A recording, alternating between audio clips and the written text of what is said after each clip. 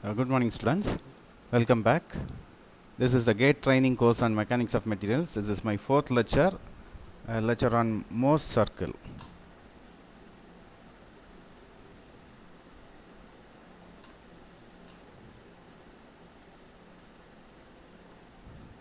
So the topics for discussion: Morse circle an introduction, Morse circle for plane stress, and Morse circle for plane strain. Let's see about the introduction of Morse circle.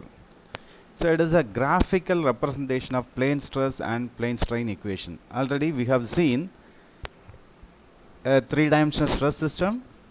From the three-dimensional stress system, we assume either stress in one direction to be 0 and we consider it as a plane stress problem, and or we consider the strain in one direction to be 0 and we consider it to be a plane strain problem. So already we have discussed a lot about this. So for finding the stress components or the strain components when there is plane stress or plane strain condition, so we can easily find that by using this Morse circle diagram. So it is a graphical representation of plane stress and plane strain. So it enables to visualize the relationships between the normal and shear stresses acting on various inclined planes. So we have different formula for finding sigma n as well as sigma t, then sigma n max, sigma t, and so on. So by using this Morse circle, we can find all those value of normal stresses, shear stresses at various planes. Whatever be the plane we need, we can find it with a simple geometrical construction. So we can calculate the principal stresses, maximum shear stresses, and stresses on inclined planes very easily. So this is the advantage or the introduction about Morse circle. Okay, let's see the construction of Morse circle for plane stress. Let's see the equations first. So we have sigma p, that is the equation for principal stress, as sigma x plus sigma y by 2 plus or minus root of sigma x minus sigma y by 2 the whole square plus tau xy square. And similarly for the normal stress at any plane inclined at an angle theta with respect to the y-axis. So we call it as sigma n. Sigma n is equal to sigma x plus sigma y by 2 plus sigma x minus sigma y by 2 the whole into cos 2 theta plus tau xy into sin 2 theta. Similarly for the tangential or shear stress component at an angle theta with respect to the y-axis is sigma x minus sigma y by 2 into sin 2 theta minus tau xy cos 2 theta. We have already discussed much about this formula. Let's see about the construction of Morse circle diagram for a plane stress condition. Say assume this is the x-axis. Whatever is drawn along the x-axis represents the normal stresses, right? So the normal stress value like sigma x, sigma y, sigma n or the principal stresses will be falling on this x-axis. Whatever is drawn vertically, that is along the y-axis, it represents the shear stresses, right? So now we have taken a point O, and from there we have just drawn a line representing OX, which is the axis representing the normal stresses. Now assume we have a value of sigma x, some definite value of sigma x, and represent that by a distance OL. So now OL represents sigma x value, right? Now so remember, if it is a tensile stress value, so you should be taking it along the positive x direction.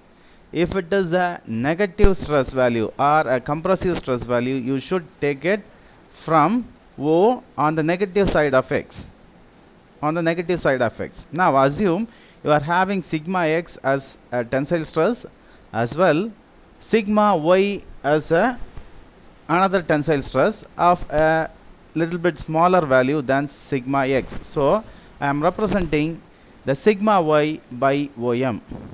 So OM represents sigma y. So now we have represented the two stress values sigma x and sigma y. The next stress value which we want to represent is the shear stress component tau xy. So now draw LT vertically from the point L, draw LT which is equivalent to tau xy. So take LT to a scale is equivalent to tau xy, the magnitude of shear stress tau xy. And similarly from M, draw tau xy in the opposite sense represented by the line MS. So LT is equal to M and S. Now connect S and T by a straight line. So now this distance will be get bisected since this SM is equal to LT.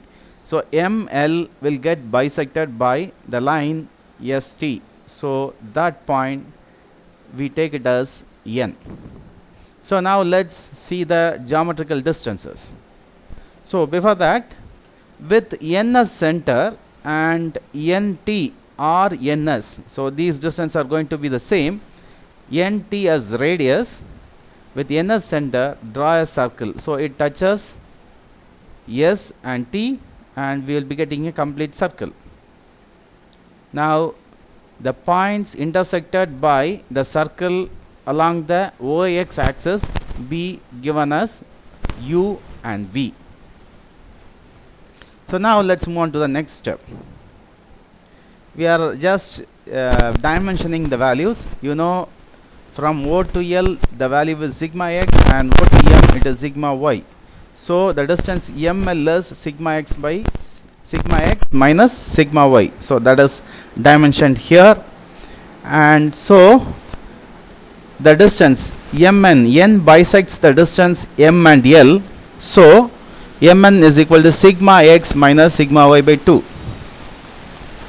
So now, so from the distance O to N, from O to N, the distance is so sigma y plus sigma x minus sigma y by 2. So when you add these two values, sigma y plus of sigma x minus sigma y by 2, you will be getting a value sigma x plus sigma y by 2. Just add these two, you will be getting this value. So O to N is sigma x plus sigma y by 2. Now if you want to find the normal stress and the shear stress as well as the resultant stress at any oblique plane inclined at some angle theta from the vertical plane. So let's see that construction. So I want to find the sigma n, sigma t and sigma r, that is normal stress, tangential stress and the resultant stress at a plane inclined at an angle theta with respect to the y axis, that is with respect to sigma y. So that is the idea. So what I have to do is I have to draw a line at an angle 2 theta from ST. Draw a line at an angle 2 theta. Since I want to know the sigma n and sigma t and sigma r values at an angle theta from the y axis at a plane theta inclined at theta from the y axis. So make this construction, draw a line from N inclined at 2 theta from the line ST. Just name it as NP. Okay. Now connect the point P to the axis or to the line OX vertically intersecting at the point Q. So PQ is perpendicular to OX, and now this PQ will represent the shear stress sigma t, or we simply call it as tau. Right, as I already mentioned, whatever value is represented in the vertical axis is going to be your shear stress or the tangential stress. Okay, now connect the P with O. This PO is the resultant stress, so sigma R. So PO is the resultant stress, so OQ is going to be your sigma n or normal stress. So OQ is the normal stress, PQ is the shear stress. So by Pythagoras theorem, sigma n square root of sigma n square plus tau square is equal to this value OP. So it looks like a triangle, so sigma r is equal to sigma root of sigma n square plus tau square. So this is the construction of a Morse circle diagram. Now from this diagram we can get some other values also. See here, from O to V, it represents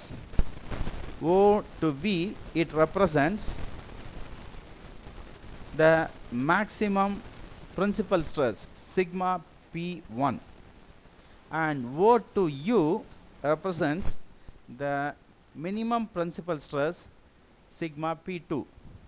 Let's consider a case. Say the definition of principal stress is, it is a plane at which the shear stress has to be 0. So now assume I have moved this plane NP towards the clockwise direction like this, right? So when I am moving it like this, follow the cursor, I am moving it like this. When I am moving it around the circle in the clockwise direction, what happens? The vertical height keeps on reducing. So the vertical height represents tau, and when I move it exactly to the point V, what happens?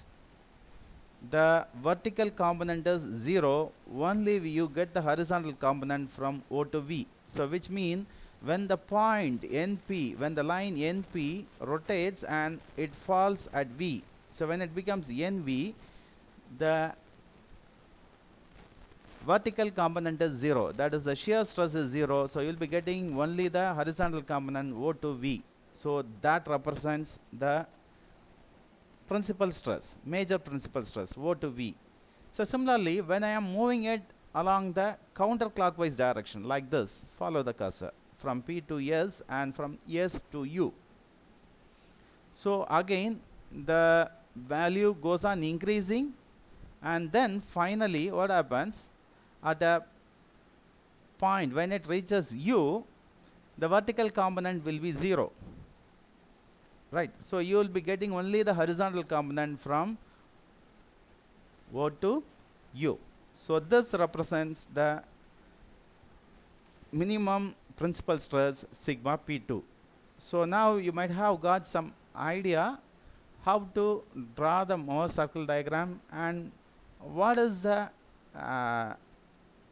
the lines representing the sigma T, sigma N, sigma R, sigma P1, sigma P2, and etc. Right, now we can, I have said this represents sigma R, this represents tau, and this represents sigma N. Let's see how it satisfies the necessary equation. So again the same thing, I am repeating the constructions. We have drawn sigma x, sigma y, then the tau xy in opposite direction, joining it with the line intersecting at N, and then drawing the circle, then naming the intersection of circle with the line OX, and we are naming the values. Right, so one by one we have drawn everything.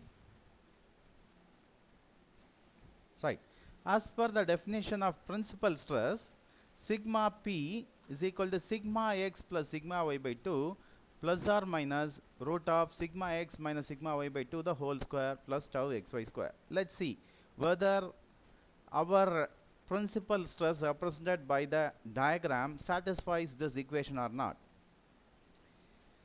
See NT, so from the center to this NT, it represents the radius. Okay, so NT is equal to NV, since this is the radius again from N to V, which is equal to NS, which is equal to NU. So these are the radius. And NT, so this is NT. Consider this triangle NLT. Consider the triangle N, L and T. When I consider the triangle NL and T, so this NT is the hypotenuse. So NT is equal to NL square root of NL square plus LT square. Now let's see what is NL square. What is NL? So NL is, so the whole total distance is sigma x minus sigma y. So NL is sigma x minus sigma y by 2. And LT, we know that LT is tau xy. By construction we have made LT as tau xy. So NT is equal to the same thing which I am adding root of NL square plus LT square. In the place of NL and LT I am substituting these values. So NU, NT is equal to NV is equal to NU is equal to the radius, that is root of sigma x minus sigma y by 2 the whole square plus tau xy square. Okay, so then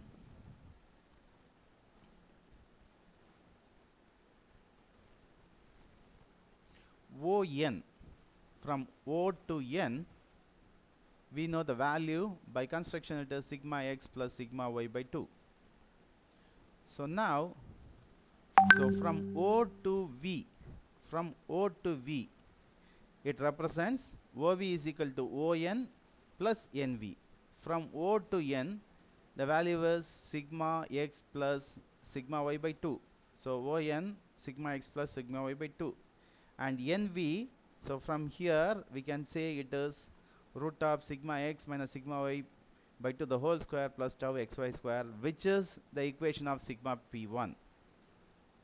Right? So OV represents sigma P1. Now we have proved that OV is equal to sigma P1. Now similarly OU, so O to U, so this we can say it as ON minus NU. So if NV is equal to NU, see here NV is equal to NU, so it means ON, which is sigma x plus sigma y by 2 minus of NU is root of sigma x minus sigma y by 2 the whole square plus tau xy square. So which is the equation of sigma P2. So this Morse circle diagram satisfies the equation for sigma P1 and sigma P2. Now let's move on. Let's move on and check whether the Morse circle diagram satisfies the equation for sigma T. Again the same construction, from O to X, and then from O to L we have represented sigma x, O to M by sigma y, and LT by tau xy, SM again tau xy. The same construction we are following. Right. So now I want to find the sigma T value when the plane is inclined at an angle theta with respect to the y-axis. So by construction what I am doing, I am drawing a line inclined at an angle 2 theta with respect to ST. Now I have named the line as NP. So I am drawing a vertical line from OX to meet it at P. So I am naming it as QP. And this is the one which we are going to represent as sigma t. Now we want to prove that PQ is tau. So again, PO, it represents sigma n, PO represents sigma r, and OQ represents sigma n. So we want to confirm it, right? Let's taking this angle L, N and T. So L, N and T, I am considering this angle to be alpha, right? For proving that, I am taking this angle L, N, T as the angle alpha. Now let's prove that PL is equal to tau. So PL has to satisfy this equation. Now let's find the radius value NT. So we have already derived it NT. So this is hypotenuse. So it is the square root of NL square plus LT square, where NL, you know the value. So it is sigma x minus sigma y by 2 the whole square, plus LT is tau x square. By considering this triangle NLT, we can say that NT is equal to NL square plus LT square, where NL is sigma x minus sigma y by 2 the whole square, and LT is tau xy, right? LT square is tau xy square. So we have found the value of NT. Next, we know QP. See here, this is QP. So now consider this triangle. We are moving from the triangle LNT to LNP. So triangle at the top. So here, since the whole angle, this angle is 2 theta, and the angle LNT is alpha, so the angle PNQ, the angle PNQ is 2 theta minus alpha, right? So the angle PNQ is 2 theta minus alpha. So what we want to prove? We want to prove that PQ is equal to tau. So I am taking QP. So QP is NP sin 2 theta minus alpha. So this is 2 theta minus alpha. The sin theta is opposite side by hypotenuse, which is PQ by NP. So from that relation, we have found that QP is equal to NP sin 2 theta minus alpha. Okay, now we are applying sin A minus B relation. So assume sin A minus B. So sin A minus B is sin A cos B minus cos A sin B. The same relation. So sin 2 theta cos alpha minus cos 2 theta sin alpha. Let's see here. I am considering this triangle. So this is NL.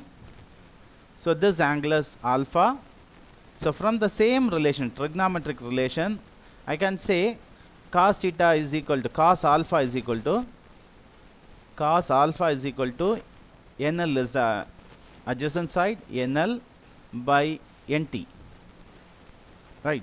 So NL by NT. Here we have put it as NP, since NT is equal to NP.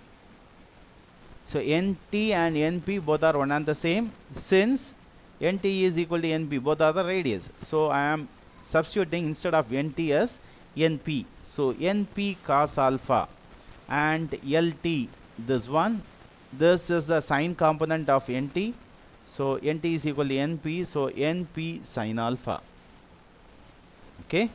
So now see here, I can take NP cos alpha as NL, so it becomes NL sin theta, and here NP sin alpha as LT. So I can substitute it here. So NL, the remaining is sin 2 theta in the first term, and in the second term LT, and the remaining term is cos 2 theta. Okay, so NL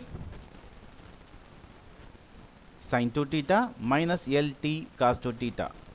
Let's see what is NL, right? So this is NL. We know NL is sigma x minus sigma y by 2 by construction. So NL is equal to sigma x minus sigma y by 2. So instead of NL, I am substituting sigma x minus sigma y by 2. Okay, and the sine to theta I am keeping it as it is. And LT, we know LT is tau xy by construction. So tau xy cos 2 theta. Okay, so this represents the sigma t equation here. This is the same as sigma t equation. So QP satisfies the sigma t equation. So the Morse circle diagram satisfies sigma t equation. Now check it for sigma n equation. So the sigma n equation says sigma n is equal to sigma x plus sigma y by 2 plus of sigma x minus sigma y by 2 into cos 2 theta plus tau xy sin 2 theta. The same construction. I am moving it a bit faster since you have seen it for the second time. This is the third time. So the same construction. So now again I want to find sigma n at a plane inclined at theta from the y-axis. So I have made a construction or made a line at an angle 2 theta from ST at the point N, and I have named it as P, and I have dropped a vertical line for OX at the point P which meets at Q, and I have represented it as tau, so which is proved now, right? I have made the construction OP which is sigma r, and this O to Q, it represents sigma n, which we want to prove now. So now what we are doing is, we know nt, which is the radius, so which we have already derived. It is the ln square plus lt square. So ln is sigma x minus sigma y by 2, and lt is tau xy square. So root of sigma x minus sigma y by 2 the whole square plus tau xy square. So that we already know. So nt we have, and see here we are going to find nq. So we are moving on to the upper triangle nqp. So here we are finding the cos theta. So as said before, I am taking this angle, that is angle LNTB to be alpha. So the angle PNL becomes 2 theta minus alpha. So angle PNL, it is 2 theta minus alpha. So by trigonometric relation, NQ is NP cos 2 theta minus alpha. So NQ is equal to NP cos A minus B. Relation is cos A cos B plus sin A sin B. So we are using that trigonometric relation here. So cos 2 theta cos alpha plus sin 2 theta sin alpha. So now NL, now I am taking it for NL, right? So NL is equal to, from here I can say NL is equal to NP cos alpha. So NL is equal to NP cos alpha. So NL cos alpha is adjacent side by hypotenuse, that is NL by NT, which is equal to NP, right? So I can put it as NT cos alpha here. NT is equal to NP, so I am just putting it as NP cos alpha, and similarly LT. So this LT is equal to again NP sin alpha. So in this equation, instead of NP cos alpha, I can substitute it as NL. So the first term becomes NL cos 2 theta, and in the second term, instead of NP sin alpha, np sin alpha, I can put it as np. So in the second lt, so in the second term the remaining values are lt sin 2 theta. So after substituting it in nq, so I got it as nl cos 2 theta plus lt sin 2 theta. Okay, so now I have got the equation for nq, that is from here to here, this distance I have got. We are representing sigma n by OQ. So OQ is ON plus NQ.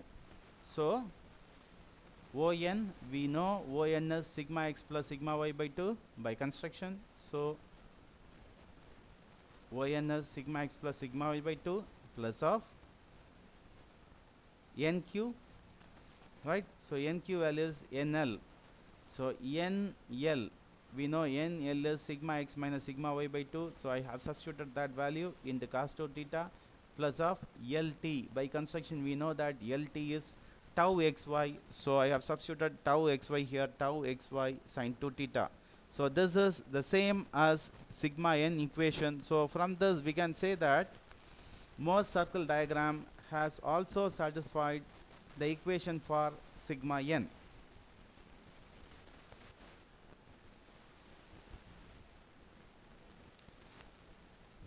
So from this we can find the value of sigma n, sigma t, sigma r.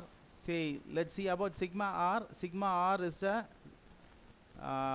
what you can say, vector addition of the horizontal and the vertical component, right? So from this diagram itself we can say from here to here it is sigma n, and that is OQ is sigma n, and PQ is tau or sigma t. So the vector addition of these two is OP, which is sigma r, that is square root of sigma n square plus tau square. So it satisfies the equation for sigma r also. So this is all about Morse circle for plane stress. If you want to find the maximum shear stress, so the maximum normal stress will be occurring at the principal stress, which we have already seen. So if you want to find the maximum shear stress, so maximum shear stress, if you want to increase the height, that is PL, you have to move towards the left, that is in the anti-clockwise direction. And when you are exactly above n, that is when you draw a vertical line from n touching here, so this is the line. When P comes exactly above n, then NP will be exactly equivalent to the radius, right? So when P moves here, NP will be exactly equal to the radius. The radius value is, we know that sigma x minus sigma y by 2 the whole square plus tau xy square. So this is the value for maximum shear stress. So it satisfies maximum shear stress also. So it occurs when the line is vertical in this diagram from n, right? So you can measure that angle. So we can say find everything by using Morse circle diagram. So let's see the construction for plane strain. So this is the plane strain equation, that is the principal strain, or we can say principal direct strain EP, which is equal to Ex plus Ey by 2 plus or minus root of Ex minus Ey by 2 the whole square plus of, remember there it is tau xy square. Now here in the strain equation it is gamma xy by 2 the whole square, right? In the same manner, instead of sigma x we are drawing the value as Ex, and then we have drawn the Ey to scale, and then remember here it is gamma x by xy by 2. There it was tau xy, here it is gamma xy by 2. So then we are connecting it, then at the intersection we are taking it as the center, and with nt as the radius we are drawing a circle, and we are marking the intersection points with the x-axis as uv. Then ml represents ex minus ey, and mn represents ex minus ey by 2.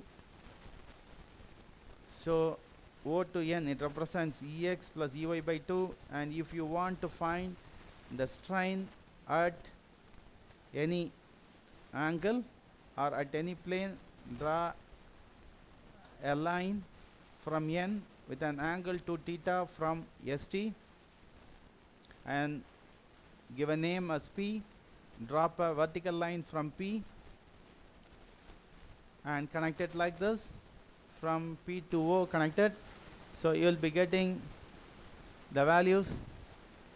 So the normal strain En at that particular plane is represented by OQ, and the shear strain will be represented by PQ, that is the shear strain at that plane, and OQ represents the normal shear strain En, and the resultant shear strain is represented by PO. So this is plane strain diagram.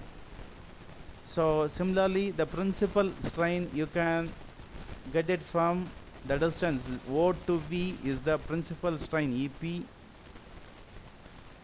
EP1, and O to U is the minimum principal strain EP2. So with this I conclude the lecture on Morse circle diagram. So Morse circle diagram is an easier way for finding the values like normal stress, tangential stress, resultant stress, principal stresses, and maximum shear stress, maximum normal stress, whatever it may be. You can easily find the values either in a plane stress condition, or you can say find the same value for a strain condition also. Right? Thank you. Further discussion is very well encouraged. Thank you.